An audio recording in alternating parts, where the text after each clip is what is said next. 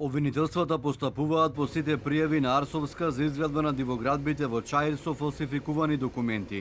Од основното јавно обвинителство за телевизија 24 велат дека пријавите на Арсовска до обвинителството за организиран криминал и корупција за криминална банда во општина Чаир, која возможувала градење незаконски на небезбедни згради, се примени распоредени кај јавен обвинител.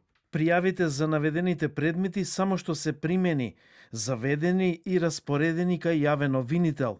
Инаку обвинител веќе извршил проверки и идентификација на наведени парцели, каде Арсовска посочи дека се изградени дивоградбите. Издадени наредба до Управата за финансиска полиција, од која е побарано да ја обезбедат целокупната документација од град Скопје и Агенцијата за катастар, поврзана со постапките за легализација. Наведени се и проверки во Министерството за транспорт и врски, со цел откривање на кривично дело и сторител. По наредбата, како што посочи од обвинителството, се уште се постапува.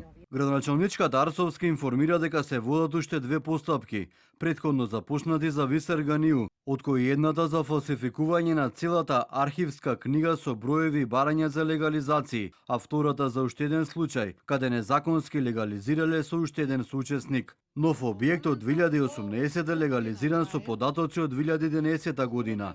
Млад бизнисмен на 11 годишна возраст изградил зграда од 1 милион евра. Истата ја легализирал со фалсификувани документи.